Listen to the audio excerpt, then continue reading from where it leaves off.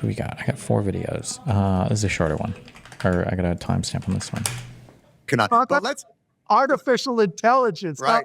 Let's use the flip side of this. So you've got people looking to use these for analytics or to shorten the bureaucratic space between making decisions or to increase productivity or efficiency. Just recently we saw the anger erupt in this country. This young kid assassinates a healthcare executive, and underneath that, the big surprise is the level of anger, the level of sympathy for the kid, and the level of anger against these algorithms that are now being deployed not to make things more efficient, but to help them deny coverage or to not pay certain things. And that's the counterweight, is it not? Well, yes or no, right? I just did this big post on Blue Scout, Cuban on Blue Sky, if you want to read it. I don't even know how to log onto it. It's easy. I know I'm supposed to migrate there. I have no idea how to get on it. Yeah, it's actually a great platform. Just download that app, Blue Sky. All right. But in any event, the bigger question is, why are we putting insurance companies in that role? The role of denying? I thought that's... Yes. Pre-authorizations. Why would anybody hire an insurance company who tries to make money by reducing the amount they pay out? That's their interest. Why would we ask them to do pre-authorizations? That's the whole business model. I read an interesting, another take. Healthcare is so complicated in the US. I don't remember who wrote about this, but something that, in one way, like insurance companies have also kind of taken on the role of just becoming payment processors as well for hospitals, basically. That rather than hospitals having to do the whole arduous process of like doing payment processing and everything, that's like another role that you've just kind of like offshored to insurance companies. And then even though it is a bit seemingly paradoxical because people say they hate working with insurers, it can simplify the process a bit on the hospital side because now they no longer have to go through all of the payment processing as much because the insurance companies are the ones that like do that as a major part of their business. Hi, what's up? What do you want? Hey, you, at some point today, have got to watch that link I sent you. It's awesome. Just the 2-hour video you sent me?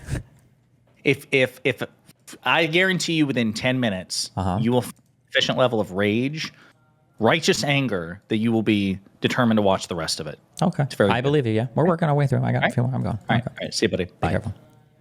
That's what we're trying to get out of. I completely agree. Right, but the whole point is probably half the people who are covered in this country, the insurance companies are involved, but they don't really act as insurance companies.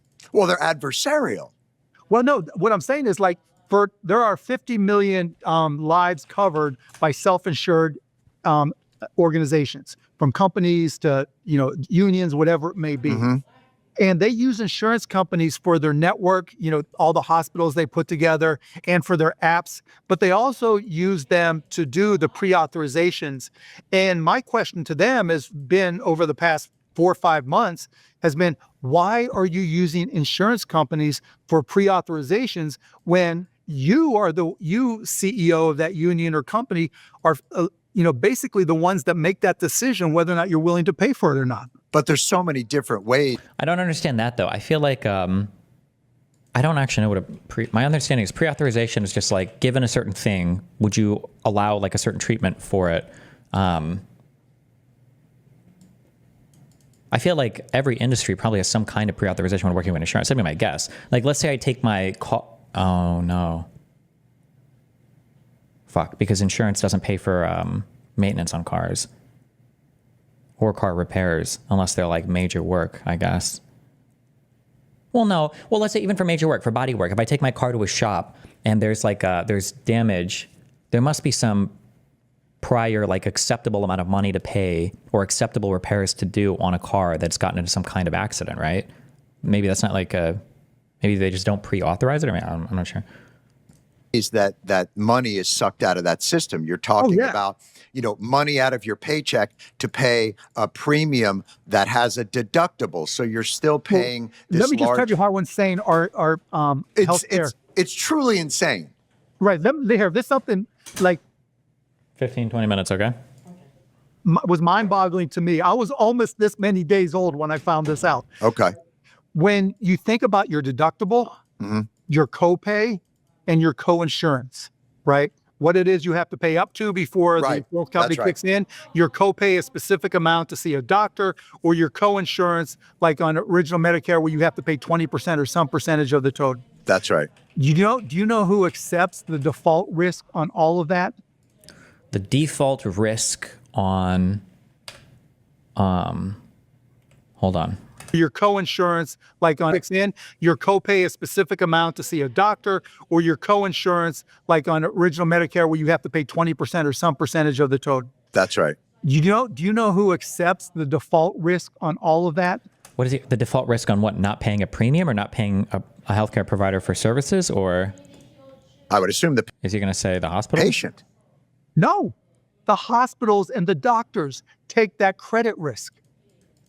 And they literally, yes, it's insane. But then why are patients going bankrupt when they can't? So that's what happens. So we're turning hospitals and doctors into subprime lenders without assets against them, Oh, Jesus. Okay. I see where you're going. right? So now I'll play it out. You're a hospital. When I talk to hospitals, a lot of them, they have default rates are 50 to 60% or more, depending on where the hospital is located. That makes sense, because if a patient comes in, I'm not saying it's a good thing. I have to qualify. Actually, I'm not even going to qualify. If you think I hate healthcare, then I don't care.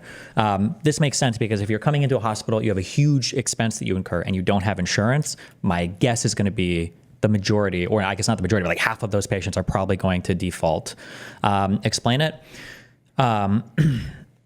So the issue is that with hospitals and insurance, in a lot of different cases, there's like, we use words for things, but it doesn't really mean what they are. Sorry. When you think of what insurance is, okay, let me explain what insurance is, like fundamentally, okay? Okay. Let's say that you have, some expense over time, all right? And I don't know why I need to draw the lines. Maybe the lines here, okay? And this expense is generally almost nothing. And then you have these like huge events, okay? But, okay, maybe like this. All right. So let's say this is the amount of money that we're expected to this is the amount of money that we're expected to pay for whatever this event is, whatever this thing is, okay? Now, for whatever reason, for a variety of reasons, humans, Americans, people just aren't typically good at saving away money for events like this. And what'll happen is when these events come up, we will incur massive financial penalties as a result of not having enough money saved to deal with these huge events. So what we do instead is, let's say that I was to add up every single point on this graph, okay? I would add up all the money that you spend in a lifetime on these events. And let's say that the lifetime amount of money we would spend is, let's say it's $500,000, okay? Instead, what I could do is I could say, okay, well, I'm going to pay this much. I don't need to draw the line. Instead, I'm going to pay this much for my lifetime of payments. And over a lifetime, I end up paying, let's say, $600,000. Okay? Or we'll say $550,000. What I've essentially done is I've taken this risk here, okay? We would call this like highly volatile, right? Volatility, meaning from month to month, the value could change drastically. And we've smoothed away all of that volatility into a monthly payment. And on that monthly payment, over a lifetime, we're going to pay a premium. So like an added cost, we're paying a premium to smooth out that volatility in the form of a higher lifetime expense towards that thing, right?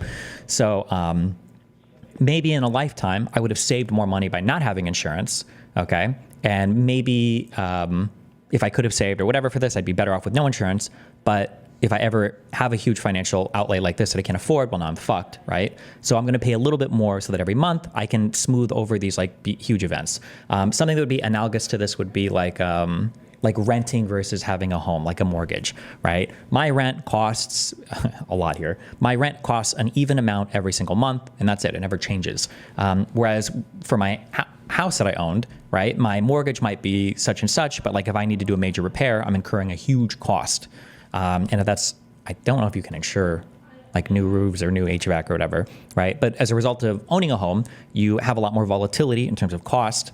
And in terms of owning an apartment, I'm paying a premium for that apartment. I'm paying a little bit more because it smooths out the volatility for me. So I don't have to deal with any of that. Okay. This is what insurance typically is, right? This is like what insurance is supposed to be when we talk about insurance. You're insuring somebody against highly volatile events. The weird thing about healthcare insurance in the United States is we don't really treat it like an insurance. We treat it, it actually ends up doing a lot of different things that are things that you wouldn't typically expect from an insurance company. So for instance, when we go to Jiffy Lube or whatever to get an oil change, you wouldn't usually expect your insurance company to cover any part of the oil change. That's part of your maintenance on a car. Or if you go to buying windows for your house, I don't know what else you insure, any other insurable thing, you don't expect insurance to help you cover like repairs or upgrades or payments on things. These are just like parts of ordinarily what you do. But for health insurance, we expect like coverage for drugs. We expect coverage for hospital visits. We expect coverage for non-catastrophic events. I think, and this might be like a universal thing, like across all countries, the idea that you ought to spend for healthcare or you ought to save or budget for healthcare is just not something that most people feel, for a variety of reasons, something you should have to think about or worry about. So the expectation is that you have an insurance company that covers that. But when this is the model that you exist in, you're dramatically changing the function of the insurance company, which calls on a whole bunch of other weird like external things to start to happen as well, meaning obviously the cost incurred is going to be much greater to all the customers, so higher premiums. And then the relationship that the insurance company has with places like hospitals is going to change a lot as well. When I go to get my oil changed, they can take a payment. They have it like priced out for people that are buying payments. And if one place is charging more than the other, I know that as a customer, right? Oh, I'm not going there. They charge more for this. Because of how we approach hospital treatments and everything, or healthcare providers in the US, we're not sensitive to price changes because our insurance company deals with it. We don't care. And we expect to utilize our insurance basically at every single transaction. It makes a lot of things, it makes a lot of things weird, I guess. Yeah, it ends up filling a lot of weird roles, I guess. That's what I would say.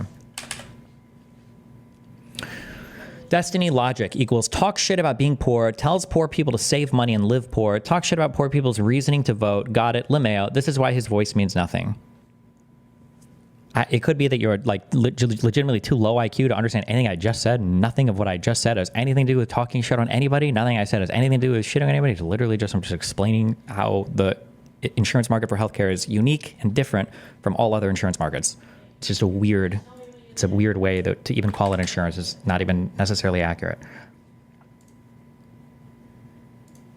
Percent or some percentage of the total. That's right. You know, The argument against that is that why wouldn't you just save the money yourself instead of paying some random fuck extra money to hold on to it in case you need it? Wouldn't it be better to just save it as an individual? There are some people that have like financial strategies that work that way. They'll put money away in a contingency fund instead of buying warranties or instead of buying insurance. But the reality is that like people, for a variety of reasons, just have a hard time like saving money. People tend to spend money when they have it. So and if you don't insure against something like this, then it's a catastrophic outcome basically. do you know who accepts the default risk on all of that? I would assume the patient. No, the hospital. So hold on, without understanding, let me go back and explain something. I gotta write all that.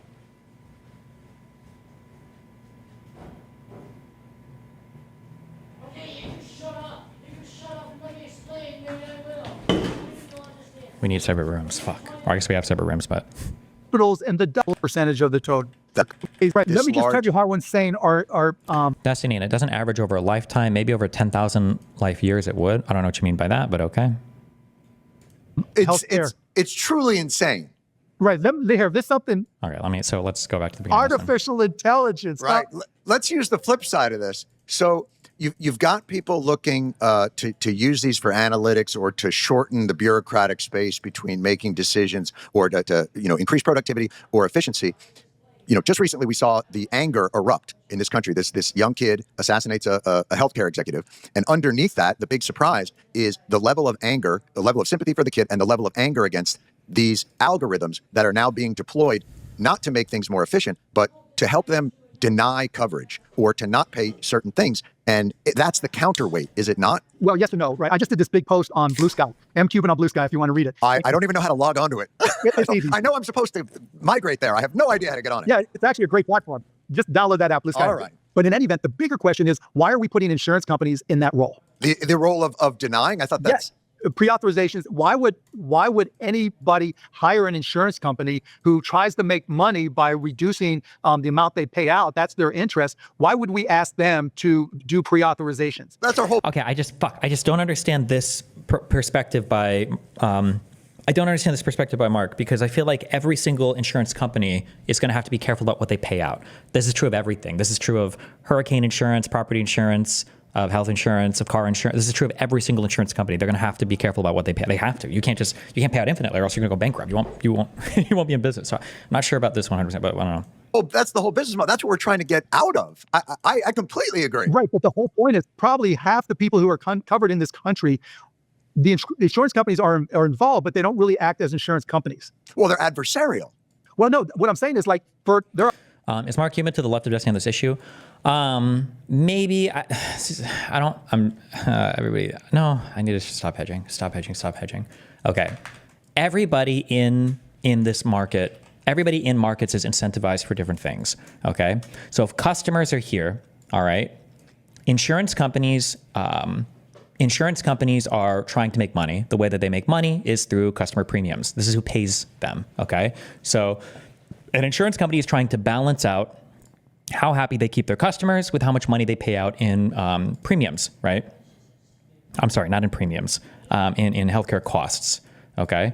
So you get premiums from customers, you pay out healthcare costs, co-pays, whatever else, hopefully enough to keep your customer happy, but you have to keep careful of how much is going out, obviously because you don't want to go bankrupt. Then you have hospitals, and hospitals they give care to customers, but I think hospitals primarily deal with insurance companies, right? Like this is the relationship. So an insurance company is probably trying to limit as much as they can how much they pay for services from a hospital, which by the way is not the same thing as not paying for customers, right? There's a difference between saying an insurer doesn't want to pay for treatment X versus an insurance doesn't want to pay this cost for treatment X, which is what the anesthesia debate was. The anesthesia thing wasn't insurers saying we don't want to cover anesthesia for our customers anymore. It was saying that we think that these anesthesiologists are charging too much for it and they're overcharging for it, which there is some evidence to show that is the case, right?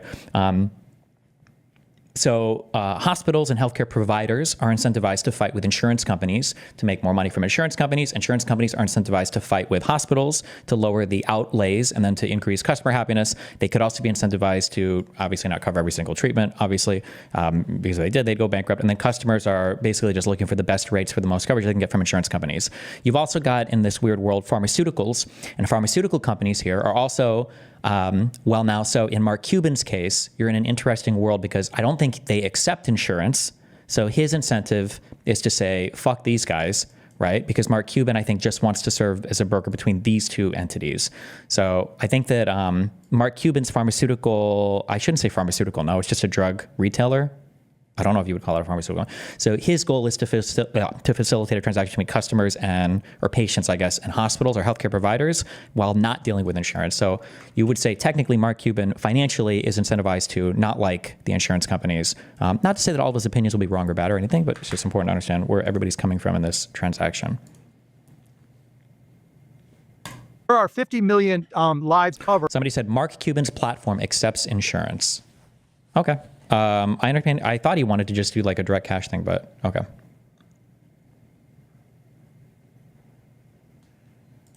By self-insured organizations, from companies to unions, whatever it may be. Destiny, couldn't there be federal standards of care, e.g. via Medicare standards, that doctors and insurers would have to follow so you avoid pre-auth standards set by insurers? Yeah, there are already those. But Medicare and Medicaid, I think themselves have like a 15% denial on claims as well. So there are federal standards too, yes. Do insurance companies spread risk across their large clients, like when employers get insurance for their employees? If the answer is no, I imagine you're saying that the employer ends up paying either with a higher premium or in lump sums, either way, so they should be able to decide. I don't know. Insurance companies do spread risk across their client base, yes. That's why it's important for people that don't consume a lot of healthcare, like people that are relatively healthy, to buy in, so the people that do consume a lot are subsidized by that system, yeah. Mm-hmm. adversarial. Well, no, what I'm saying is like there are 50 million lives covered by self-insured organizations, from companies to unions, whatever it may be. And they use insurance companies for their network, all the hospitals they put together, and for their apps, but they also use them to do the pre-authorization. Destiny is forgetting the enormous price gouging and motive to deny care where possible. With universal healthcare, everything gets covered and there's no cost increasing middleman. Universal healthcare does not cover everything. If you take away one thing, even if I make you ass pain you leave, just please remember this. Universal healthcare does not cover everything. Universal healthcare would not cover everything. Every single thing is not covered under any universal plan ever. That is never the case. It's not true. It's not true in any country. It's never been true ever, and it will never be true ever. There's not enough resources unless you want to increase your taxes to 70% and literally spend like 80% of our GDP on healthcare. That will never, ever, ever be the case. And my question to them has been, over the past 4 or 5 months, has been, why are you using insurance companies for pre-authorizations when you CEO of that union or company are basically the ones that make that decision whether or not you're willing to pay for it or not? But I feel like, don't you make that decision as the company when you sign up for a particular healthcare plan? Or maybe I might not understand how these plans work, but that decision whether or not you're willing to pay for it or not. But there's so many different ways that money is sucked out of that system. You're talking about, money out of your paycheck to pay a premium that has a deductible. So you're still paying this. Let me just tell you how insane our healthcare. It's truly insane. Right. There's something like was mind-boggling to me. I was almost this many days old when I found this out. Okay. When you think about your deductible, your copay, and your coinsurance, right? What it is you have to pay up. So deductible, copay, and coinsurance. So deductible is how much money are you expected to pay in a year before your insurance company starts to cover everything. Copay is how much money you have to pay per individual thing up to your deductible, right? I don't know what coinsurance means, unless it means you have multiple insurance policies that cover similar things. So like if you've got VA coverage and private insurance or something, I guess. Up to before the company kicks in, your copay a specific amount to see a doctor, or your coinsurance, like on original Medicare, where you have to pay 20% or some percentage of the total. That's right. Do you know who accepts the default risk on all of that? Okay, copay is irregardless of your deductible. Gotcha. 20% or some percentage of the total. That's right. Do you know who accepts the default risk on all of that? I would assume the patient. No, the hospitals and the doctors take that credit risk. And they literally, yes, it's insane. But then why are patients going bankrupt when they can't? So that's what happens. So we're turning hospitals and... A patient can go bankrupt. A creditor and a lender can both go bankrupt at the same time, right? Like, let's say that you owe me $1 million and then I'm like going bankrupt because you can't pay me back. I could sell that debt to a collector, and now you're in trouble, but I'm still in trouble because when I sold the debt, I only got like $100K for the $1 million you owed me, right? So both parties can be in trouble at the same time if there's a debtor and a creditor and the debtor can't pay, right? Wait, I'm confused. You're offering soft defenses for how these countries behave. Do you want private companies out of healthcare or not? I'm not going to answer that question anymore. If you don't understand what I'm saying, you're just not somebody that I care much to talk to. I'm just explaining basic econ right now. If you can't divorce from your mind, like all the normative loading from everything, I don't even know why you would watch my stream. Doctors. Is it true that we pay more, but less people get medical treatment in the U.S.? The United States pays more. I'm pretty sure we pay more than I think we pay twice as much as the next country as a percentage of GDP on healthcare. And I think our outcomes are like comparable to other countries. So we pay a lot of money for healthcare in the United States, and the outcomes don't look like what you would expect them to look like given how much money we spend. Into subprime lenders without assets against them. Oh, gee. All right, I'm out. Destiny needs to do more research. This shit is complicated and full of bullshit. He only knows a little, but he needs to know a lot to talk about this. Kyle Rhodes, you want to hop on a Discord and tell me what I'm missing, buddy?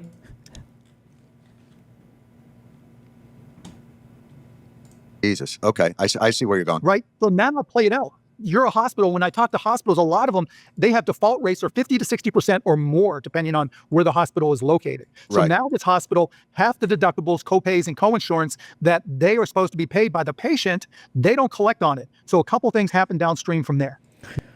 There's a lot of negative things that happen. So hospitals are incentivized to charge more money because hospitals are required to treat life-threatening conditions. You can't turn away somebody who's dying. So hospitals have to charge enough to cover and subsidize all of that because those people are probably, like you said, defaulting at really high rates and not paying, which is also pushing higher costs to insurance companies, which is also pushing higher denials from them and then higher premiums to customers. There's a lot of cost at every stage that's being pushed around ultimately to customers, I guess, at the end of the day, is the one, or consumers, I guess, who are paying for healthcare. If there was a public option in America, do you feel that dental care or vision should be covered? I ask because Medicare original plan doesn't cover most of those. I think it's pretty normal around most places, most countries, that I think dental and vision are different. Personally, I think that's retarded. I think that your teeth and your eyes are incredibly fucking important, and I don't know why you wouldn't cover these under any standard plan. Tooth pain is like excruciating to deal with for long periods of time, and being able to see is pretty fucking important. And health in both of these areas can also be determinative of other health later on down the road. And I feel like these are two areas where maintenance can be relatively cheap, but catastrophic issues can be like really expensive. So I don't know, like how much would it cost to get a tooth cleaning every year versus like multiple root canals, you know?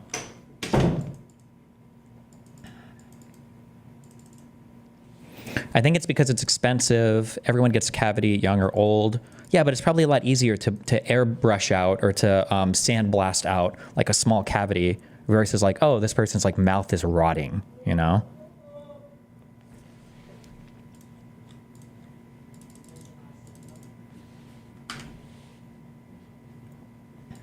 One, they turn into like a mortgage servicer where they try to collect it, you know, and it makes them look bad. They hate being put in that position. Destiny's saying things like, oh, well, obviously health insurers would be super selective. That's just how insurance operates. Well, duh, that's exactly why you get the private sector out. This exact same thing would apply to the government as well. You allocate a certain amount of money to healthcare. Government is going to have a budget as well. The government can't spend money that it doesn't have. This is why Medicare and Medicaid also deny treatment to people. The hospital wouldn't be able to, or the government wouldn't be able to cover or supply for infinite claims as well. They would also have to deny. Why would you offer that soft defense if you don't even agree with it because you do limit? I'm not soft defending or attacking. I'm literally just laying out really basic. Pastel said, Destiny, can you estimate how much knowledge or understanding you really have on this topic, though, of healthcare in the United States? Like in the totality of it all? I don't know, maybe like 10%. But I would estimate that it's 98% more than probably anybody else having this conversation has, including pundits, because nobody even knows like the basic econ of how fucking insurance markets work. But I mean, there are people that know more than me, but I think healthcare is probably one of the few topics where even people that are really expertise seem very lost. I don't think I've ever seen a super expertise person have a high degree of confidence in what would fix everything. There's a lot of moving, incredibly complicated, multivariate layers and parts to healthcare in the United States. So, like a mortgage servicer where they try to collect it. You know, and it makes them look bad. They hate being put in that position. Right. But there's no upside. You know, maybe you collect some money, but on the downside, the patients hate you. The whole world hates you because of all the patient debt. Destiny, but you can't say they have the same incentive, right? The government wants to break even. Private wants higher and higher profit. The profit is not the important thing here. I think the important thing is that forget profit or anything. I think the important thing, I mean, you could kind of say it's tied to it, but the important thing is that the government can invest in things that an individual will never make money or maybe even break even on, right? So, for instance, education. I don't know if you can make money educating poor school children. My guess is probably not, but the education of poor school children is something that pays an economic dividend to all of society. It's good for all of us. Same thing with healthcare. One of the largest arguments for why a lot of healthcare should be socially managed is because investments into your population in the form of healthcare save a lot of money down the road, but it's hard for you to collect money on that if you're saving money for it, right? Like the hospital doesn't get paid for having a more productive society. Insurance companies don't get paid for having a more productive society. Pharmaceutical companies don't get paid for having a more productive society. But the government as a whole does, because when you have a healthy population that's working more, higher GDP, more revenues, more taxes, right? Which is one of the benefits. And it's probably the strongest argument for having a lot of socially managed healthcare is because you can afford to take like big losses in that area, and because you're investing in your population, basically. And medical debt and bankruptcies as a result. But when you can't collect them, what do you do to compensate for that lack of revenue? You increase You costs. jack up your fucking price. Yeah. Right. So we're all subsidizing this system of delinquency to some extent. Yeah, but it's for emergency care and stuff. You're subsidizing other patients, right? They don't just jack up the prices because the hospital's greedy. I mean, they want to make money too, but No, nobody. It's just the hospitals accept that risk, and I guess you could say the hospitals have to accept that risk. Remember, by law, I'm pretty sure I just made that up, but I'm almost positive it's the law. Like legally, are hospitals legally allowed to turn away dying patient? I'm pretty sure it's like by law they have to. No? But I wonder what the law even is. The the Emergency Medical Treatment and Labor Act. This means that in a hospital emergency department, they have to give you an appropriate medical screening exam, treat you until your condition is stable, and to transfer you if necessary. Okay, so you have to stabilize. So by law in the United States, yeah. subsidize it when you cash pay a higher price. Well, that's what I'm saying. If they're jacking up their prices and either. Destiny, please don't ignore my question. I think this is a significant issue with your argument. I don't even think I've made an argument yet, but what? Christopher Laws. Good faith question. How does your argument in defense of monetary triage square with the existence of high deductible policies where 80% don't even meet the deductible? I don't know I don't know why I would have to square. What's contradictory between those two things?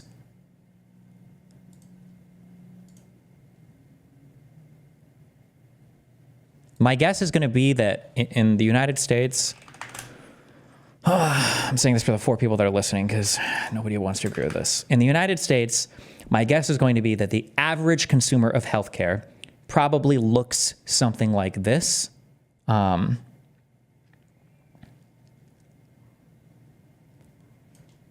that the outlier probably looks something like this. And that these outliers are probably like I would guess like 20% of the population consumes 80% of the healthcare. It'd be something like that. That'd be my guess. When we're talking about high healthcare expenditure or high healthcare expenses, we're really talking about finding ways to subsidize the people that need to consume a massive amount of healthcare compared to other people in society. So these will be people with chronic conditions, congenital conditions, like stuff that people have from birth, stuff that just costs a lot to manage, exceptional, like rare diseases like cancers, like big, like heart surgery, stuff like that. Yeah. So the goal by throwing every single person into the same insurance pool is that these blue people on average are going to pay a higher premium because they're subsidizing these green people who now can pay the same premium and exist. Yeah.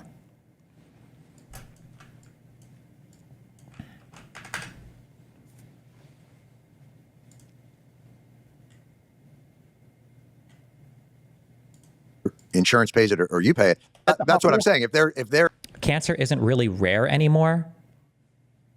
Okay, you're wrong, but okay.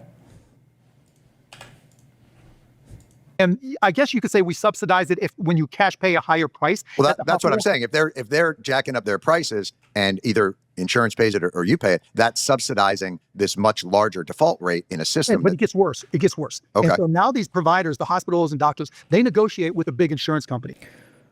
I expanded a bit if you missed it.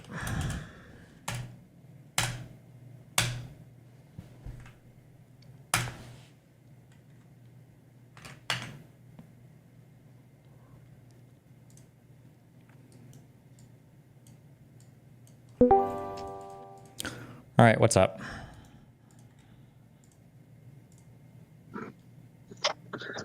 What's up, buddy? Hi, how's it going? So basically, what I was getting at, so the only number that I could find, or the best number that I could find, is that broadly 80% of insured don't meet their deductible annually, and where I'm struggling, like Because I'm very broadly. my guess would be because most people don't consume that much healthcare. Would be my guess. That's the 80-20 thing I was talking about. I'm just like guesstimating that, but yeah. Okay, go ahead. So do you think that number is like misleading because most people paying insurance never use it, or that or do you think that number is accounting for people who actually do use their insurance? Because if it's 80% of people who do use their insurance still aren't meeting their deductibles, then they're still shouldering like a huge lion's share of their healthcare cost without getting very much from the insurance companies to begin with. And I think that's probably the biggest issue that I have with the monetary triage argument, is that if 80% of people are still paying a vast majority of their own healthcare cost without the help of the insurance providers, then how does that deal with the argument that these insurance providers are having to basically monetarily triage what they can and can't cover? Well, so I guess just a question. What do you think, what in your mind, what is a deductible for? Well, the deductible is to basically hedge against the type of arguments that you're saying that the unhinged people are making, that insurance companies should pay for literally everything all the time, even maintenance and all these other things. And the deductible, in my mind, is supposed to be for to hedge against that. Like, your deductible is there so that your flu shots every year, or that your doctor's visits every year, and all of those things don't put an unnecessary burden on the providers, so that they aren't having to be shouldered with the Sure. Okay. maintenance costs. Yeah. So I mean, my understanding could be wrong here, but my understanding would be that like things like co-pays are what are supposed to prevent like massive overconsumption, or maybe getting like a free amount of like, you get 2 doctor's visits per year at like a severely reduced cost or something. My understanding is deductibles are there to basically lower the cost of premiums to insure you against only catastrophic events. So for instance, if I go to buy insurance and I say, I want a $500 deductible, what I'm telling the insurance company is that if I get into basically any major car crash, you're going to cover for this, right? So the insurance company's going, okay, well, I'm going to probably charge you a lot more, okay? But if I go to an insurance company and say, listen, I want my deductible to be $10,000, what I'm telling that insurance company is, listen, charge me less. I'm probably never going to like take out a huge claim. And the only thing I'm really going to ask for insurance for is if I get into like a catastrophic accident that's like 10,000 plus. I think deductibles are just there to protect you generally from catastrophic events. You're not supposed to be trying to like meet your deductible every single year. So again, very basic Googling here. So again, I could be completely wrong, but it looks like the average deductible for like most large company employment provider coverage is somewhere around $2,000.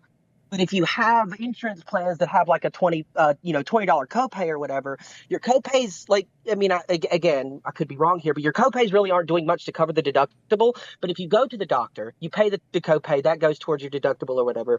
And then let's say the doctor wants to put you on, some kind of medication or run some kind of test, that also goes against your deductible. So is that true in every plan, that like just like every single expenditure that you make always goes towards your deductible? I thought that for a lot of plans, I thought that like some deductibles can be, I'm literally pulling this almost like the last time I looked at this was like 8 years ago or something. Okay. So I'm not like, I'm not an expert on like the individual plans. My understanding is that like there are deductibles that don't factor in, for instance, cost of prescription medication at all, right? Some deductibles will only factor in like single events. Like you could have like a max deductible per year of spending, but you could also have a max deductible on a single event. So like a $2,000 deductible for a single event, but like $5,000 over the year or something. And then I think there are differences in deductibles from like in network, out of network. But like if I'm paying like $300 a month for medication, I don't know if I would ordinarily expect that to go towards my deductible. I don't know if that's like normal or not, or maybe in every plan is like that, or. So this is anecdotal, and I can really only speak for me. But according to my wife's health plan, basically every copay goes towards the deductible. We have to pay for any like standard testing, anything where the cost of the test falls below what the total deductible would be goes towards the deductible. The only things that don't are any like tests or procedures or anything that would like immediately take it over that deductible. And at that point, there's like a percentage that we have to pay on that. But if she were to not go with like a generic on some sort of medication, that cost wouldn't go to, or would go towards the deductible.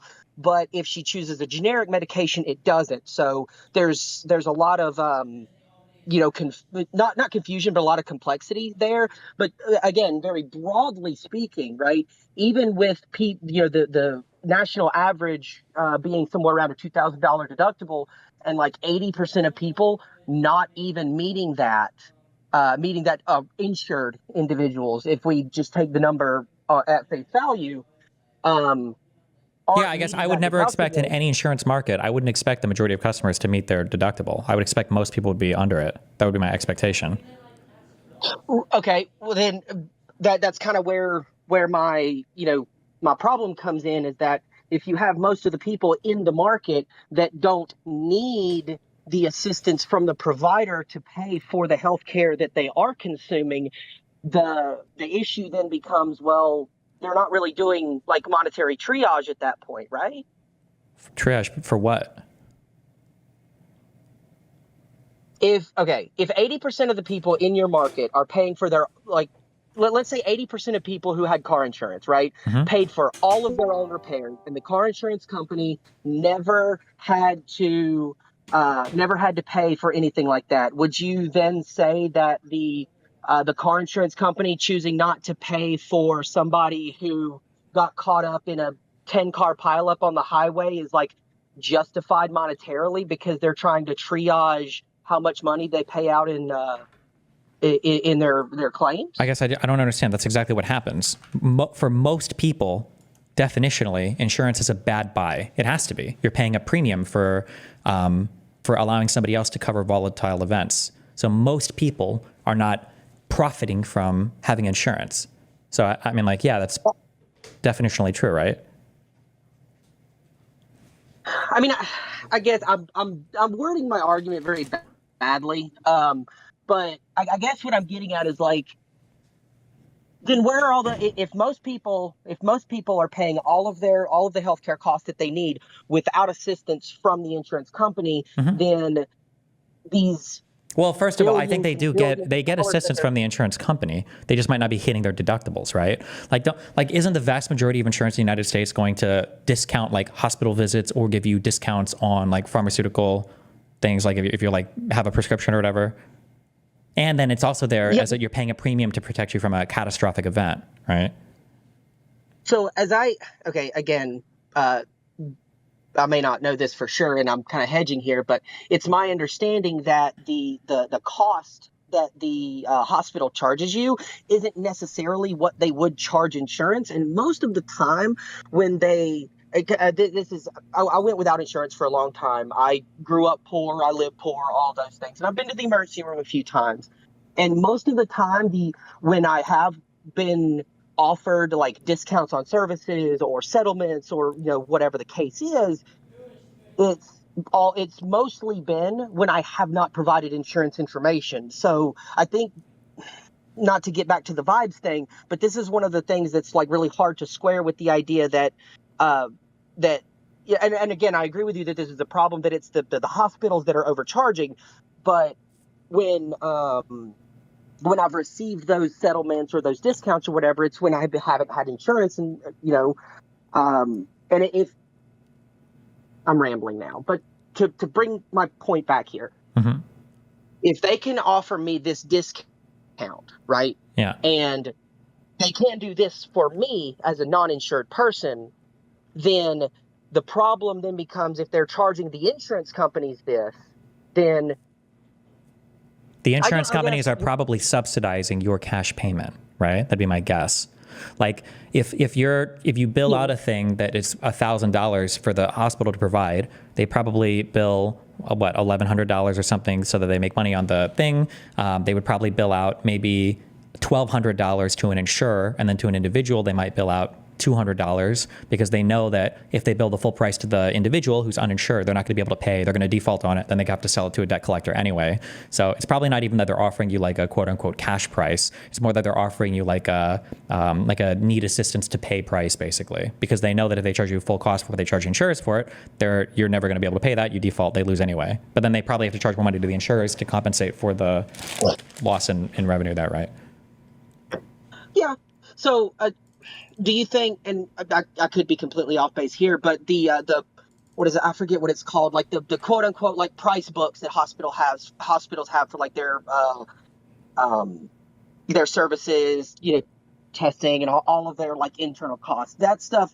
I mean, correct me if I'm wrong here, but I'm pretty sure that stuff isn't public knowledge. Do you think that it would help both the insured and the insurance companies to be able to like find a middle ground and take out deal with like the quote unquote bureaucratic bloat and the administrative costs with providers and overcharging and all of these things if they were required to make that public knowledge or to make that information publicly available? I don't think it would matter much because I just don't think as individuals, since all of us are so used to insurance, I don't think any of us even know or care about the average cost of any healthcare procedures. Like once you have insurance, you're never shopping around for like better and cheaper hospitals. You're just going to wherever your insurance company sends you to. So in that case, the insurer kind of works, they're aligned with the customer there, and that they're kind of shopping for the lowest prices, and it's going to be the insurer that fights for lower prices on treatments from the hospitals. In a single payer system, it would be the government that would be fighting for lower payments or whatever. But in this case, in our market system, it's the health insurers that are fighting for the lower costs from the hospital. Okay, but I don't think that's individuals, fair. since we shield ourselves with insurance, I don't think we ever really see those costs as much, so we're not thinking about it as much.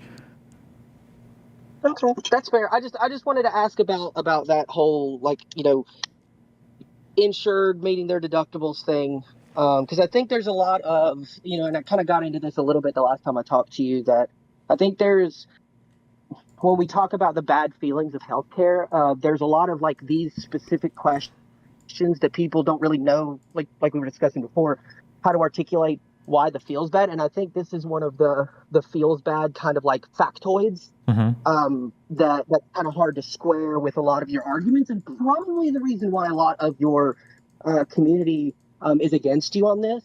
And again, myself included, as I listen to you talk about it, the more I tend to agree with your positions, but it's only because I'm trying to take that, those bad vibes out of it. And again, this was just an attempt to try to articulate one of those things that seems counterintuitive, and probably why a lot of people disagree with you on your healthcare takes. Sure. If I'm being honest. Well, I love you, buddy. Be careful. Love you, buddy.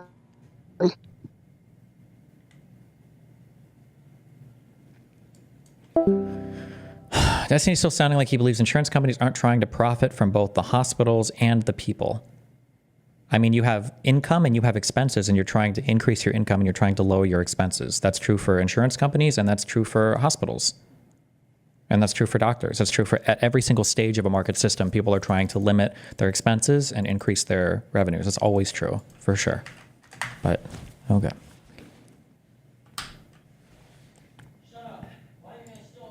And it's fascinating, if you walk into a hospital to pay for an MRI as an example, and you don't mention your insurance, you just say, I want a cash price, they'll probably say it's $350 to $450 depending on where you live. That same hospital will negotiate with what they call the BUCAs, the big insurance companies, right? For that same thing, they'll negotiate a price of $2,000. What? Yeah, so you would think that big insurance company negotiating with the hospital, and that insurance company covers millions of lives. They insure, or deal with. Why wouldn't they negotiate that if it's a bulk thing to $100? Why would it be higher? Because the hospital needs. Because an individual without insurance probably can't afford it, right? So it's the insurance companies here, and then our premiums ultimately that are the ones that are subsidizing the cash-paying people that don't have insurance, right? Needs the insurance company as a sales funnel to bring patients in so they can, pay their bills. And the insurance company wants that price to be higher, particularly for things like the ACA, because the ACA requires for all the plans they cover that they spend up to 85%. So how is this not collusion then? If both sides need it to be higher, that's colluding on a certain price and beyond that. But if it's by law the way the ACA works. So think about this, John. So somebody who gets an individual plan on the ACA, say one of the bronze plans, which is the least effective, right? Right. And it has a $9,000 deductible. So this individual can't afford much of premiums, decides they want a $9,000 deductible. You know who's truly subsidizing that deductible? The fucking hospital. Wow. And when you get your insurance, or anybody gets insurance from a big company. But I mean, you're being reductive. It depends. When you say who's insuring it, it's the hospital. But it's not, because the hospital's charging higher rates to insurance to make up. He's not connecting the two things he just said, right? Insurance companies are paying more to hospitals, but why? Because hospitals like to get paid more as well to subsidize the other paying people. And then who's subsidizing the insurance company? I know you say subsidize, but then we pay higher premiums for it, right? At the end, all of this is going to blow back in one way or another to the consumer. It has to, because nobody else is creating money in this system. So and they show you 5, 6, 7 different plans, and one of them is a $1,500 deductible, but you're 25, and so you take the $5,000 deductible. Who takes on that risk of the $1,500 versus the $5,000? The doctors in the hospitals. But you still pay the price on your credit score and on a bankruptcy. Like, yes. Now there's a limit. Like only if it's That's always the case. Every time you borrow money, both the creditor and you have a risk there. Of course, that's always the case. above 500, they changed some of the rules. And for some of the lost money by the hospital, there's this thing called dish payments that the government will give the hospital to try to make up for it, but it doesn't. But isn't the whole fucking system, Mark, isn't it all, especially with the ACA, a bribe? Isn't it a governmental bribe to give to hospitals and insurance companies to say, as a way of saying people with pre-existing conditions have to be able to get themselves some coverage? The whole thing is almost $1 trillion bribe. And when you look at the levels of profits that are rolling through these insurance companies, clearly we find ourselves in an unsustainable moment. The profits in the insurance companies are not ever the problem. You could argue that all the revenues themselves might not be good because it's money that's wasted. But I don't even know if that's necessarily true, because if an insurance company is taking in some amount of revenue to do all of this payment processing and plan delivering, and you eliminate the insurance companies and you roll it all into the hospitals are going to have to increase their administrative costs as well in order to now deal with all the things that the insurance companies were dealing with before. Now, I would imagine it would be, actually, I don't even know my intuition would be right there. I would imagine it would be cheaper, or you would save some money overall if the hospitals were doing it. Although actually, I'm not sure if that's true, because having one insurance provider doing payment management for 20 hospitals might actually be more administratively efficient than having 20 different hospitals with all their own payment schemes. But this is one of the better arguments for a single payer plan or for government provided healthcare or whatever, is because the government being the single manager of all of this is probably more bureaucratically or administratively more efficient. Clearly, but it's worse than that, because it's the government making the determination of which insurance plans that they approve for Medicare and Medicare Advantage. Well, that's when they tried to privatize Medicare. I don't understand, with the satisfaction most people had with Medicare. Now they've gone to privatizing that Part D or whatever they call it. And that's starting to let's back up for a second, because this brings us to a very interesting point that I want to ask you about. All right. It seems to me the profits are the problem. If the public sentiment is that they believe insurance should be nonprofit or minor marginal profit, yeah, sure. But if you eliminated all profit from the insurance companies tonight, like the average consumer is, instead of paying $40,000 to do a delivery and give birth, maybe they're paying like $39,000. Like, they're not saving. It's not helping you almost at all. There's like no money that you're really saving there for the consumer at the end of the day. that with all the checks and balances within the government, legislative, judicial, executive, all those different things, the one thing the founders didn't really add into the equation is corporate power. This idea that there has to be an entity that is large enough to, in some ways, be a counterweight to unfettered. The system we've chosen for progress and money is incredibly efficient at creating wealth, but it has a lot of collateral damage. Yeah. So here's the thing. Yes. Hold up, how big are profits? When we were looking through the percentages, it's like 6% profit margins on these insurance companies. It's not that big. It's pretty small.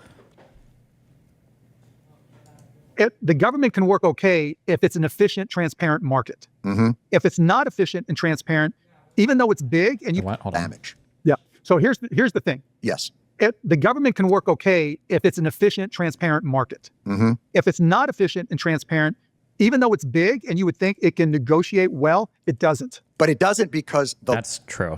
lobbyists and the money and the billionaires that are putting their money to lobby against the government. No, That has nothing to do with it.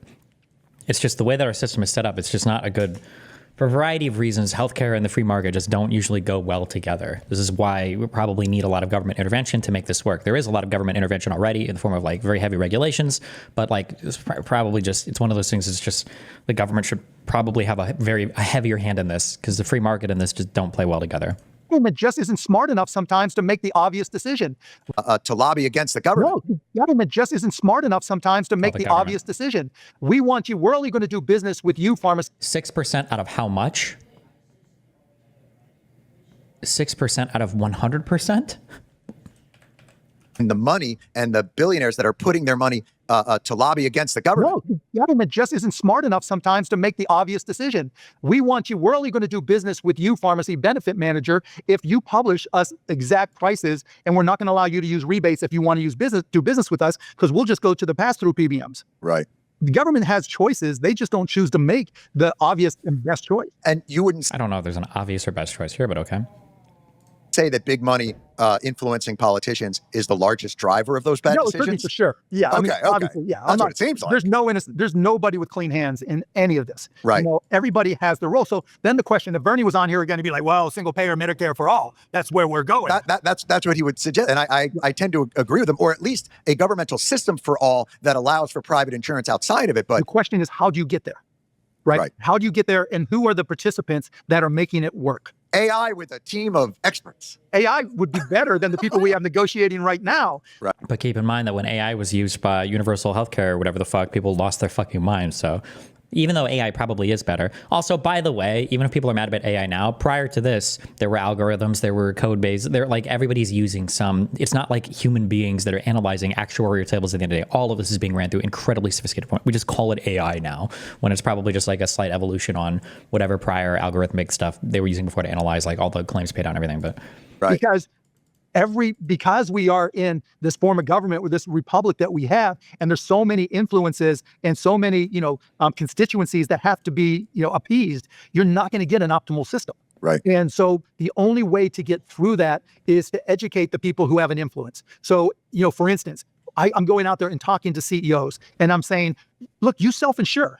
And you're hiring this insurance company to do pre-authorizations that only make your life more miserable because your employees are upset, HR is upset, when at the end of the day, you're paying for it anyways. But that's not how it's incentivized. Like even that guy, the big thing about that guy that was killed was he turned that company a giant profit by putting in those algorithms that were denying coverage. Yeah, but like you don't even know. This is just not true. But who hired him to do that is the question. The question, he got that opportunity to do it, and he's grabbing all the money he can, but who hired him to do the pre-authorization process? That's the question people aren't asking, and that needs to be answered. So when you talk to, you've talked to Vivek Ramaswamy, he's on the Doge board and Elon's doing the Doge board. What do you think their mindset is their mindset to go into government and say, look, we need government to make better decisions? I think for a long time, people have felt that feeling that we're not getting value. Why the fuck do Dems keep focusing on lobbyists when it comes to changing the healthcare system when voters don't care enough? Because it's just like it's donor class and lobbyists and billionaires are always like the easy people to hate. But there's just it's just the problem with the analysis is not really the problem, and then you're never going to fix it. And this is why a lot of these issues don't get fixed. People just get mad at these ghosts that aren't actually causing the issues. Then nobody knows what they should actually be mad about, and then it's just fuck, yeah. You for the money, and that there's inefficiencies there. I think we look at it as a system that's been co-opted and corrupted. So what is the mindset going in there? Is it a Silicon Valley efficiency model? Because government does have this responsibility in a way that business never would for people's well-being. Yeah, it's to be determined. There's a couple elements there. Mm-hmm. Number one is the deficit. Elon and others on both sides have rightfully said it's a threat, right? It's a problem. Wouldn't a decrease in operation cost lead to an increase in coverage or decrease in cost for the consumer? So this is something I haven't talked about because everybody's already ass pain about this, but whatever. I guess we're going maximum ass pain.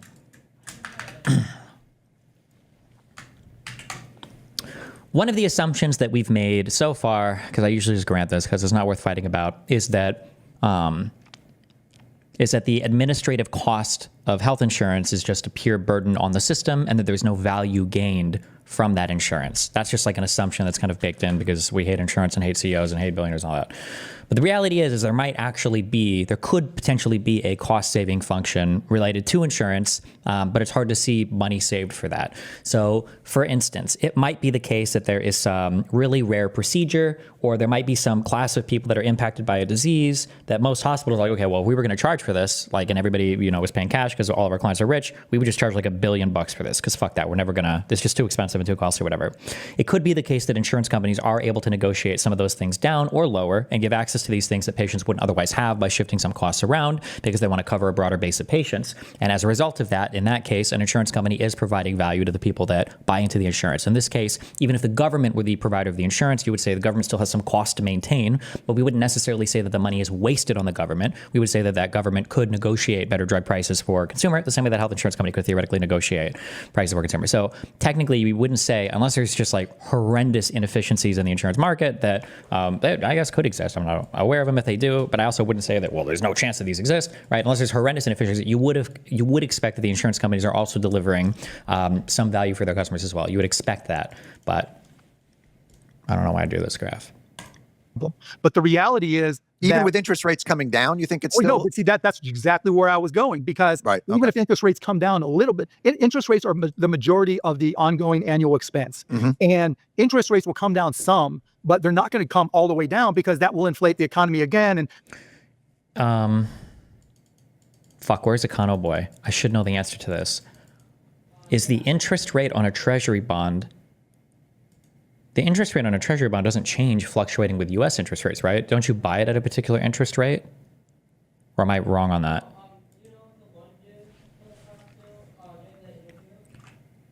Buying treasury. Does changing interest rates impact payout on bonds? There are fixed and floating rate treasuries. Oh, okay. What do people normally buy? Are one of these markets like way larger than the other, or?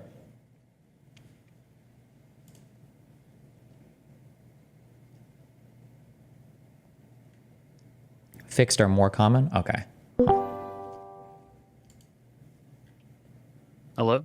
Hi, what's up, buddy? Ah, yes. Of course, my headphones still don't work. 1 second. Fuck.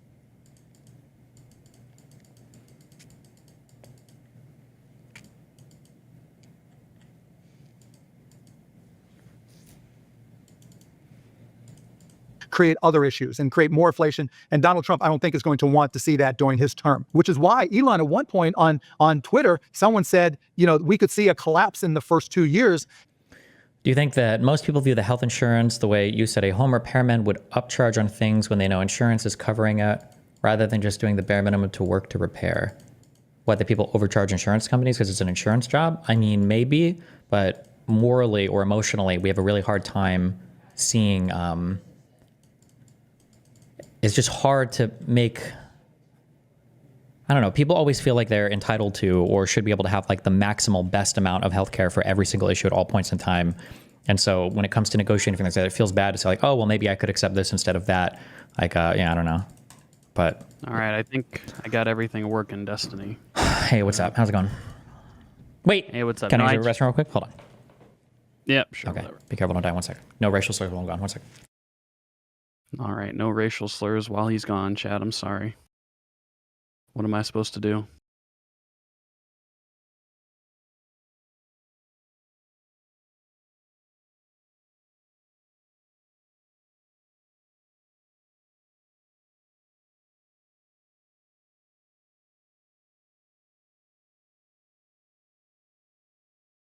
Kind of boy, what does Netherlands and Switzerland do with their healthcare that is so special? They basically do like an actually proper version of Obamacare, where you have highly regulated markets with private plans and sort of risk-adjusted pools where everyone pays the same premium, or substantially the same premium. But my understanding is that the government essentially subsidizes high-risk people, so that the insurance companies don't just go completely bankrupt.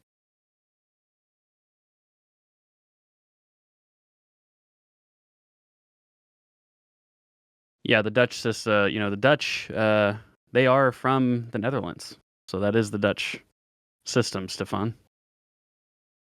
My understanding. I'm quiet compared to Steven. Guys, look. I don't know how to solve this issue. Let me turn myself up. I don't know if I can turn myself up much more.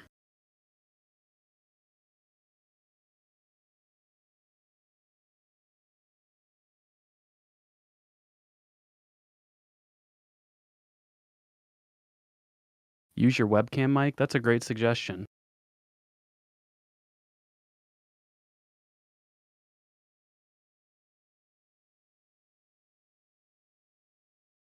Thoughts on Singapore's healthcare system? I've heard good things. I mean, I don't really have much thought. I think that a lot of people kind of overblow the Singaporean healthcare system as sort of a libertarian model for healthcare with these sort of managed contribution accounts that they have. But most people in healthcare, my understanding is most people on healthcare insurance in Singapore still are on public insurance, and they do have private savings accounts, but it's sort of effectively a tax because you're mandating that they contribute to this private account. So, What's up, nerd? But hey, Destiny. Yeah, no, I tried to join when that other guy was in because I thought there was some conceptual confusion going on. I just wanted to say that, yeah, no, insurance. People have to think of insurance I feel like most people don't think of insurance this way, but that is kind of effectively what insurance is. Insurance is a way to distribute money from basically relatively healthy people to relatively sick people, right?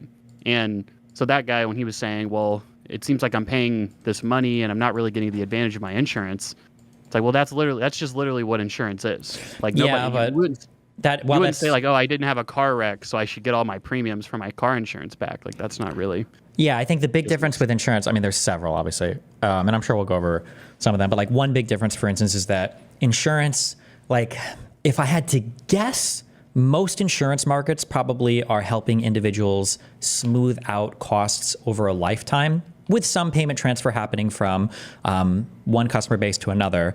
But I would say health insurance markets are probably unique, and that my guess is going to be it's a way more bimodal distribution of consumption, where the expectation is that you're not generally just smoothing out costs over a lifetime. It's a big payment transfer from healthier people to less healthy people, would be my guess.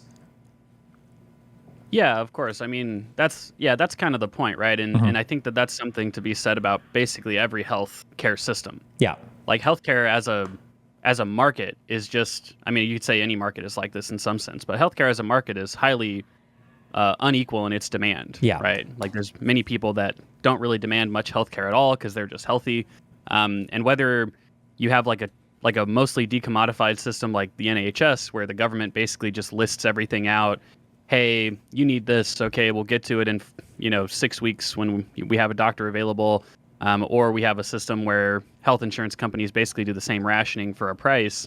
Like you still have this inherent problem of you're either paying taxes or premiums to support a population of people that isn't necessarily directly related to you. I mean, it's one of the reasons why the social safety net is called social insurance, right? Because if you're paying for, if you're paying taxes towards like an unemployment system, a social security system, a Medicare system, a lot of people are paying taxes into that system that don't necessarily benefit because there's in a some direct way, at least, right? Yeah. Yeah, of course, right? In a direct way. I mean, we could make an argument that like Social benefit, I don't right? know, Yeah. maybe I live in a safe neighborhood that doesn't need police, but like you pay for police because you need police, broadly speaking.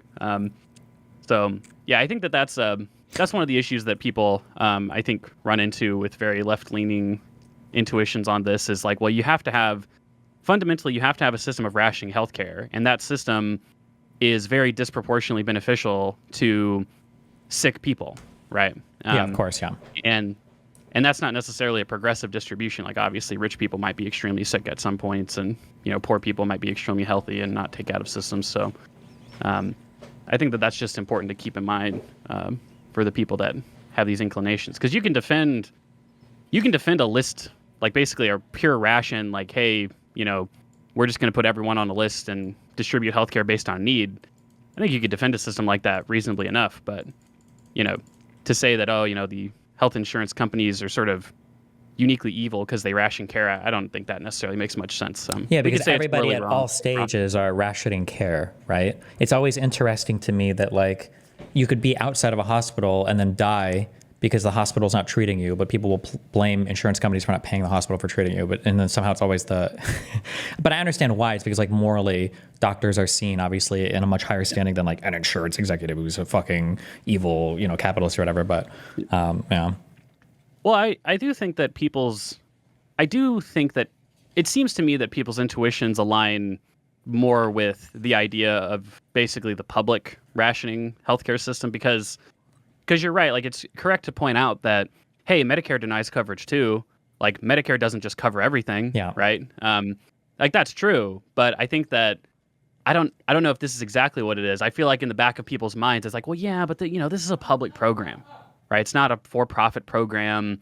It's rationing because of the bare necessity of rationing, and not because of you got to be careful with that. Maybe that's what we feel like now because it's not a hot button topic. But like that rationing thing was one of the.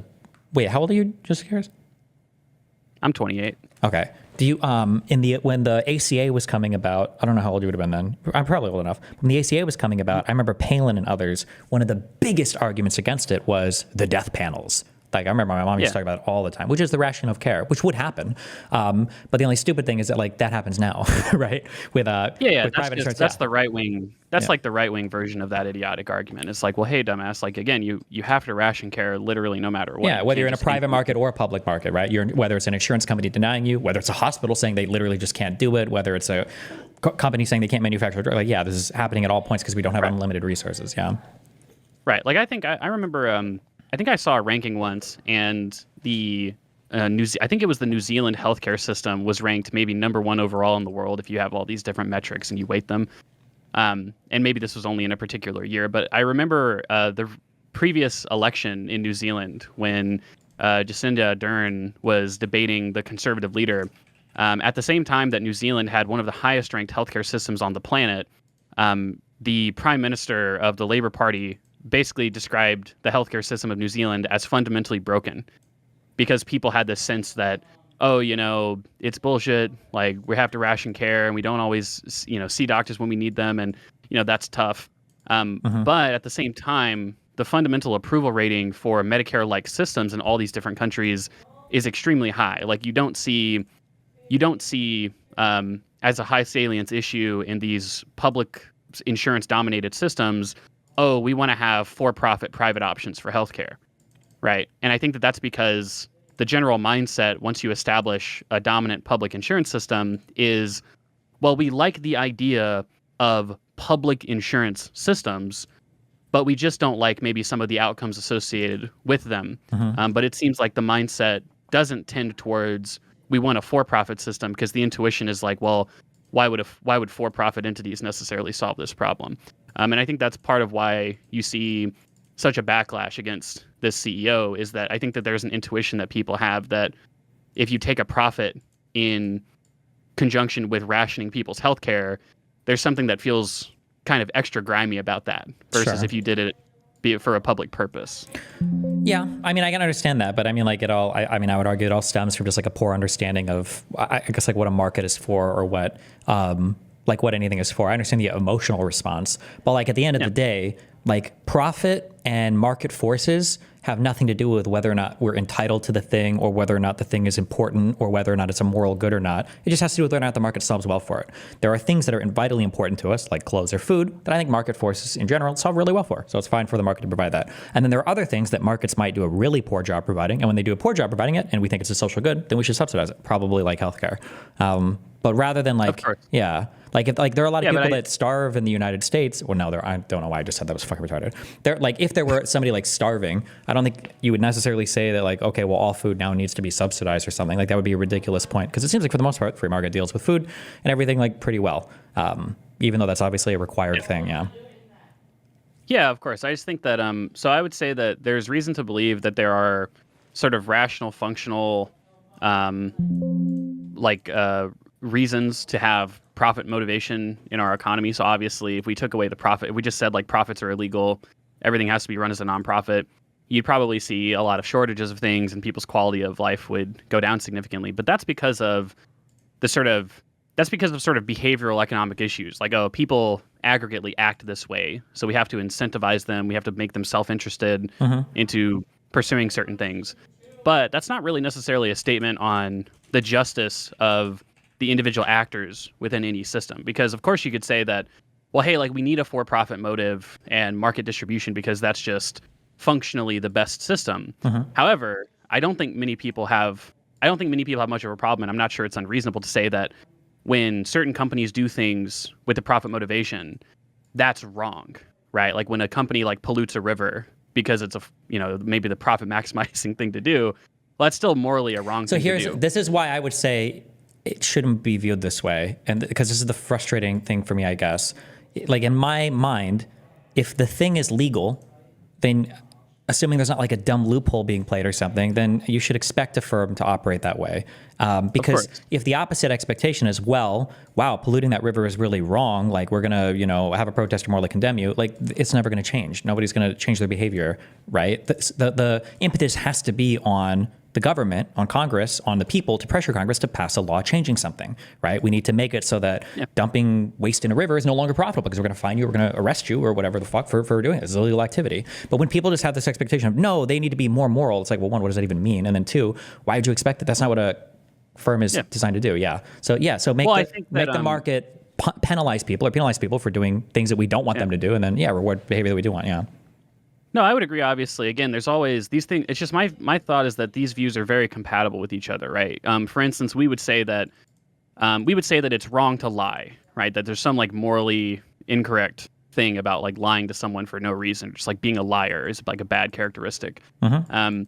But we could say that while also saying that the government probably shouldn't make lying illegal because it has all these practical downstream negative implications, right? Kind of. Depends on the lie we're talking about. I mean, a lot of tort is built around lying on contracts and everything. But I know what you mean, Generally speaking, yeah. And so, I think that this is the same. It's the same here. Like, obviously, the shareholders of United Healthcare, for instance, they at any time, they could vote to just make themselves a nonprofit. Like, they could do the not selfish thing.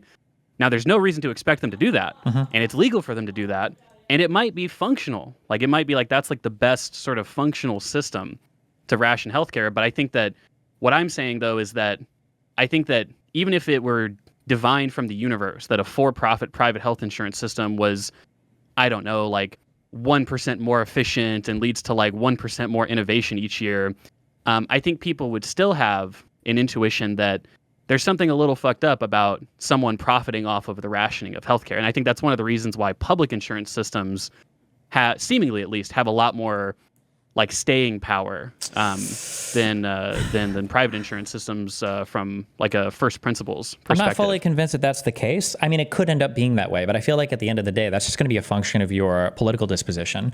Like right now, there's a lot of anger over somebody dying, and then we'll blame private health insurance or whatever. But like, I could easily see it being the other way, and it has been the other way. To where there's a public health insurance system that won't cover some treatment, and then the child is dead, and now everybody's like blaming the government, the death panels or whatever. Like I could totally see conservatives doing that. I'm digging way back here, and I'm sure there are other examples, but there's that one kid who had the crazy like hydrocephalus or whatever. The kid who was like in Britain, and the parents were mad because they wanted to try more treatments, even though this kid's brain was like 99% water. And then afterwards, he had to go to Italy or something. Yeah, and then people were mad because they were like, oh, like this public insurance system. But like I could see conservatives complaining and bitching about that. Like imagine real quick, imagine how much the outcry would have been if we had single payer and hospitals weren't prescribing ivermectin and hydroxychloroquine for, that might have been the breaking actually. If we had single payer, that might have killed our whole public healthcare system because they're just like, this is crazy. We need to go back to private. The government isn't covering these good treatments, Well, sure. I think that in a situation like that, I think what's likely to happen is like maybe a guy like Trump gets into office and he sort of expands the coverage to include, I don't know, like off-label prescriptions or something, right? But again, I think that the process orientation, I don't know that would fundamentally change. Like, take a guy like Trump, for instance. Like, I guess it's possible. Like, in theory, it's possible that he might privatize Social Security and he might privatize Medicare and Medicaid and just like get rid of all these government programs. Like, of course, it's possible. It's always possible that a government could do that in a democratic system. But it seems to me that there's just not really a huge appetite in these government-dominated insurance systems to fundamentally change that process orientation. Like, yes, like maybe there's quibbling on the edges of like what should be, it's the same in our current system, like what should be covered, what shouldn't be covered, what should the process for rationing care be exactly. But it seems like when you establish that you have universal coverage, default coverage on a public system, that people tend to really prefer that basic process. In Canada, obviously, they have. I was just gonna say, like in Canada, there was a controversial Supreme Court case where I want to say it was like, I think there was a guy in Quebec who wanted to access a certain kind of care, but he couldn't, and I think it was because the single payer system didn't cover it, and they don't allow duplicate coverage. But his argument was like, well, why can't I just pay for this coverage in cash if I wanted to? Like, I'm not using another insurance company. I'm just paying in cash. And the Supreme Court, I think it was the Supreme Court of Canada or Quebec, they basically ruled that, okay, yeah, like cash options are allowed. You can just pay for cash outside of the public insurance system if you want. But again, like the popularity of the basic system of public single payer health insurance, that seems to be, pretty popular. And some systems are have private sort of market distribution, like the Netherlands and Switzerland and stuff. But that requires a level of I would argue that that system requires a level of thoughtful policy wonkiness that just simply does not exist in America. Like, you're never going to get a perfectly regulated, well-run private market for health insurance, but you could get a very simple, serviceable public option or public insurance system. Because I think that mindset-wise, that's just a little bit easier to actually see enacted. Because Obama tried that. He tried to do basically the Dutch model for healthcare, but he ran into all of these problems along the way of people who just didn't think that this system was right or it wouldn't work, and all these little intricacies that make the system basically dog shit. So I mean, I understand what you're saying. I guess I don't know. Maybe we'll see how it plays out in the future. I guess I probably have an overrepresentation of bongers, or they have an overrepresentation of issues in their system. But like, I've gotten so many emails from people saying that like the conservatives have chipped away at healthcare in the United Kingdom for so long, and that the NHS is like coming down with so many problems now that like public trust in it has been falling. I don't know. Maybe I should have pulling data on this. Maybe it's not true, but just because of how much that institution has been under attack, and the ability for actors in government, especially in the United States, where our conservatives are fucking insane, the ability for them to chip away at or fight with those types of systems, and then the population's will to support it, seems pretty scary to me. But I don't know. Yeah. Well, I think that, I mean, it's conceivable to me that a system like the UK, like maybe they go from, because the UK is basically a totally government-run system, right? Like, doctors are state employees, nurses are state employees, hospitals are state-owned. You know, insurance isn't like they have insurance in the UK, I think, for certain things, but insurance predominantly, I don't really know why you would have to carry a lot of insurance in the UK, because everything is just basically a state service. And so it's conceivable to me that that system is not totally optimal, right? But again, it's more so about like where you exist on the spectrum of sort of privately owned, market-oriented, and publicly owned, non-market oriented. And it seems like systems that are significantly to the sort of publicly oriented, non-market oriented systems, it seems like they have a lot more sort of staying power and at least like general public approval. And so it's one of the reasons why I think that the simplest thing that America could do to reform its healthcare system is basically just say, hey, Medicare eligibility, throw that all the way down to 0, and then get rid of Medicaid and the VA and like all these other insurance systems, because at least then you'd have a default coverage option for people. And Medicare in general is a pretty popular program, but sure, that's not going to happen under Trump, obviously, because Trump's fucking complete idiot. But yeah, I just wanted to add to this. If you look at data tracking back since about the 1980s, NHS wait times go up massively under conservative leadership, and they fall pretty quickly under Labour. So yeah, conservatives in the UK have deliberately tried to just completely fuck over the NHS. Well, what's important as well to keep in mind, Destiny, is that we already know for a fact that to have a properly functioning private market for healthcare, it requires a heavy government hand. And so you're always ultimately going to have to battle conservatives who want to undermine like any level of government regulation and subsidization and government service, right? Like that's always, unfortunately, it's just like conservatives just want to fuck those things up, right? Yeah. The hope is just that you have a system that's so popular that even conservative governments can't like fundamentally destroy those systems. Like even in the UK, right? Like you don't have like the Conservative Party of the UK, they might do real terms cuts in the NHS, but there's never a manifesto on privatizing the NHS. That doesn't exist. And then Vegan Gains, you can speak to Canada. Like there's not many Canadian conservative politicians who are like, yeah, we should just They won't get rid of openly say Republican. it. Yeah, of course. Exactly. It's more insidious shit where they try to do the same thing that the conservatives do, where they just cut funding and also do a lot of weird, retarded bullshit to just make the system more inefficient. There was a big push by conservatives at one point to prevent any NHS spending from going into any of the private sector.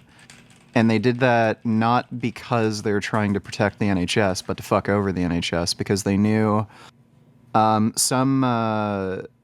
like acquiring certain things, like some medications or some medical tools, it can be gotten cheaper and more efficiently if they go through some private services.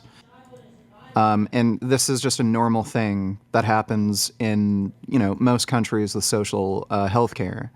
They tried to prevent that under the guise of, oh, well, we want to protect the NHS. We want to make sure it's social, like it stays social, and we don't want private encroachment. But they did that knowing it would just fuck up the NHS even more.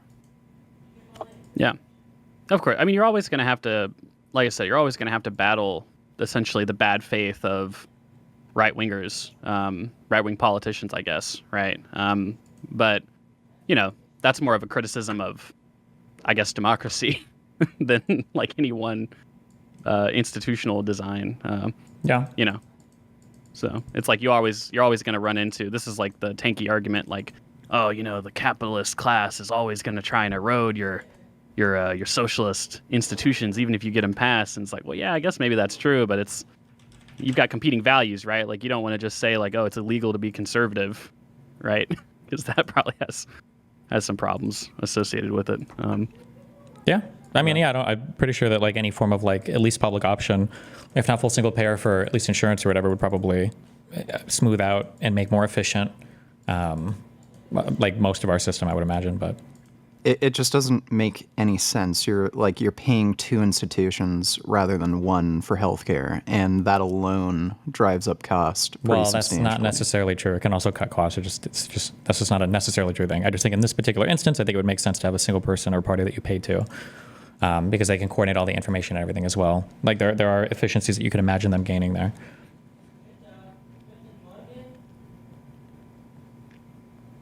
Okay. Well, anything else, you guys? What's your favorite dinosaur? Nazi raptor. It's a great question. Mine's Brachiosaurus. Based. Okay. Well, I'll talk to you guys later. Be careful. Bye. Take care. And Elon said most likely or something to that effect. A collapse of what? Of the economy. Because if the economy collapses like we saw during COVID, what happened to interest rates? Interest rates collapse as well. Sure. I mean, no economic activity, that everyone's going to want that. But in 2008, the government collapsed the interest rates so that the people at the top could get that free money. I think. Well, whatever it is, that's the only way you're going to have a dramatic impact on the debt. Well, let's look at it this way. Let's flip it to, there's a lot of people, and it's, this modern monetary policy. MMT, yeah. Where they talk about that the deficit doesn't matter because, and I tend to be sympathetic to this, you can print money, and why are we selling this debt to other people anyway? Why don't we buy it ourselves? I mean, it's all kind of a shell game. What? To begin with, why not make it easier on ourselves to pay that down through the minting? Yeah, just playing more money. But now all of a sudden more money's in the economy, and the economy reinflates, and you start then having to you pay. think MMT does not, you're not a proponent of that? No, I read the books, and, I talked to the people behind it. Right. When interest rates were zero or near zero, it made 100% sense. When interest rates skyrocketed to where they are now, it doesn't make sense, because even if you just printed all that money, the government can't just print money. They have to borrow money to, even in a fractionalized environment, there has to be some reason to do it. It's not like there's a printing press that just goes burr, burr, burr, burr, burr. I'm going to blow your mind here. We've created this new market of cryptocurrency and Bitcoin and all these other things that kind of has, in some respects, out of nothing, made something. What if that was utilized to bring down those more troublesome aspects of deficits? Because we do need government to spend to help stimulate certain things, to stabilize people, to do things that have real value in people's lives. Sure, but there's still, debits and credits still have to balance. And I'm not the economist who can give you a detailed analysis of all this stuff. By the way, they can't either. They just do it in a really smug, shitty way. But I just look at it just, as a business guy. And if we were just, you still got to balance things, right? And so in order to print that money, we got to borrow it from someone, even if it's ourselves. And that inflates the balance sheet, and that creates other problems with inflation. Right. Because think of it this way, John. Look at all Zimbabwe and all these other third world countries that tried to do the exact same thing. But that's different. They were coming out of a place from very little stability. I mean, I think... No, it's not even about stability. What undergirds our financial system is the stability of our political system. And if you start to undermine that stability, I think it's by paying that off, you continue to reinforce the infrastructure and stability of your system, which creates in and of itself. I mean, so much of this is perception. Yeah, but the economists tell you. Like, look what's happening in Argentina right now. Okay, so Milei goes in there, and he's got that more libertarian. He's got 4 dogs named after Hayek and whoever other economists are going that. He goes and he dives into an austerity plan. Program, yeah. They plunge their inflation rate, but drives them into a recession and creates a political crisis. And more poverty, et cetera, right? And he probably argued the opposite, but still. I understand. But if you're going to print a lot of money, you are going to have a lot of inflation. And that, again, I'm not the economist, but I don't see that as being a significant positive. I think, if you have 26, 30, 50% inflation, your stability goes out the door. Even if you did a one-time reset, like you looked at like this is not going to be an ongoing. I don't think you can just do a one-time reset and say it's not going to be an ongoing thing. Why would you assume it's not going to be an ongoing thing? If you've done it once, why wouldn't people assume you could do it again? I don't think it works that way. But as Krugman would say, I've got $1 trillion coin, and it turns out I'll just flip that thing over there, and we've cleaned it out a little bit, and we're going to give ourselves a little bit more of a fresh start. I don't think that works, but again, maybe there's an angle there that I don't know. And you won't, because I know you love to spend your time thinking about this, and it's always, and I thank you so much.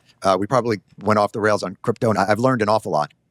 You still don't consider yourself, though, a viable political player. No. Right. And having that experience, do you think being on the trail for the Harris campaign really dissuaded you of that ever as a possibility? No, I loved it, right? It wasn't that. It's my family. I mean, look at all the shit they're doing that they did to J.D. Vance. I don't want my kids hearing about me fucking a couch, or what else. That's really a you issue, though, more than anything. It was a nice couch. It was a nice couch, too. I took it to dinner, it was listen, nice. Man, do you really think that as a viable political candidate, you would take more shit than you take today? Oh, yeah. I mean, there's no question the amount of shit you take today. Just getting involved with the Harris campaign. Okay, good on this.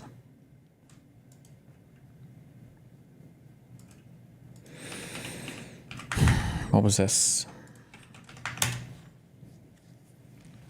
Check out the links I sent if you want some statistical backing for arguments on disproportionate consumption and super utilizers.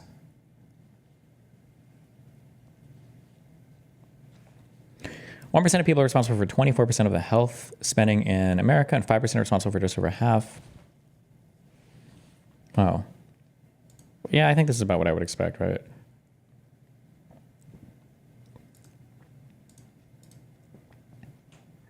This is from the KFF analysis of 2021 medical expenditure panel survey data. I wonder if he's making his own graphs for this or if this is pulled right from the website.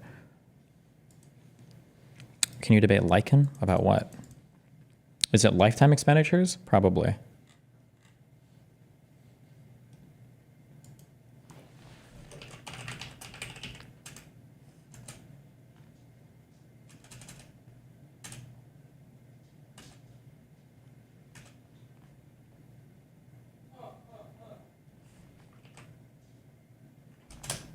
Okay. About healthcare? What about healthcare? The bottom post in the thread is by age.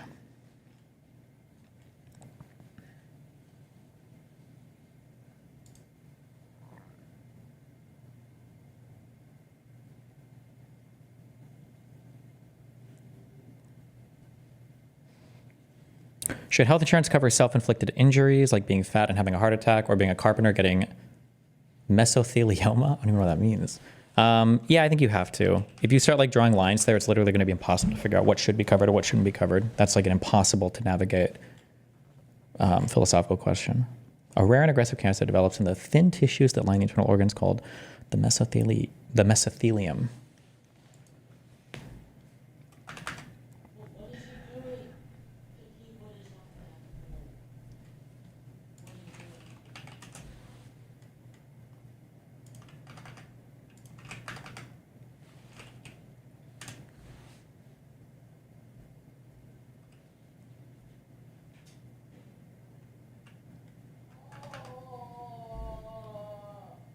Jesus Christ, Nathan.